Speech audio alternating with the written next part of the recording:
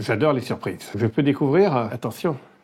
Oh! Je ne sais pas trop, des perles donc. Je viens de comprendre qu'il y a ça. Donc on va pouvoir faire des petites figures en fait, des petits dessins. Donc je pense qu'on doit les mettre là.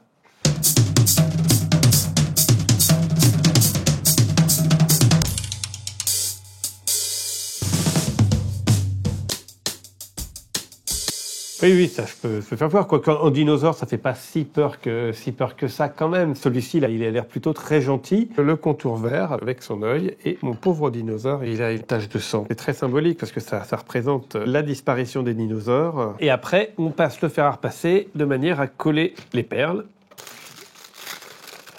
C'est quand même une parfaite allégorie de la fin de la biodiversité. Et c'est pas lui qui nous fait peur, c'est ce qui lui est arrivé qui nous fait peur. On a cette plaie rouge, voilà, qui nous montre le destin. Mon inspiration a toujours été de me poser des questions et d'essayer d'avoir des réponses. Donc c'est une allégorie de tous les auteurs qui m'ont nourri de ces mystères. Donc c'était les Alice, c'était les Michel, les Six Compagnons. J'ai lu énormément de Bob Moran, beaucoup d'Agatha Christie, évidemment, les Sherlock Holmes, les Arsène Lupin, les Barjavel, les Bradbury et autres, 6-7 ans jusqu'à 12-13 ans, quoi. C'est parti! J'ai pas pu détacher le point, c'est un peu le problème. Voilà, c'est donc ma source d'inspiration, le point d'interrogation qui représente pour moi la curiosité face au monde. On est des êtres de réflexion qui adorons nous prendre la tête. Déjà, forcément, le drapeau du monde, il serait plutôt rond. Donc, le soleil, une couche d'atmosphère, de nuages, le vert, la nature. Et on va terminer par le bleu, pour notre planète bleue et l'oxygène. Le sens long de l'histoire, c'est une terre mondialisée où les êtres humains n'auront plus de nationalité et parleront peut-être tous la même langue. Je vais le breveter, le drapeau, quand même, parce que si un jour il y a vraiment un gouvernement mondial, il faut avoir conscience qu'on vit un moment historique. Et je pense qu'il y a quand même beaucoup d'historiens qui n'auraient pas misé sur le fait que le premier drapeau universel a été fait avec des perles à repasser.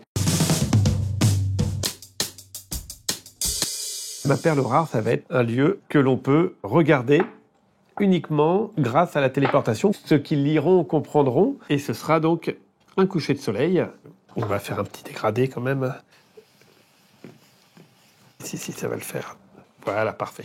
La perle rare, c'est le coucher de soleil, et pour comprendre pourquoi c'est une perle rare, il faut lire le roman, c'est ça l'enjeu.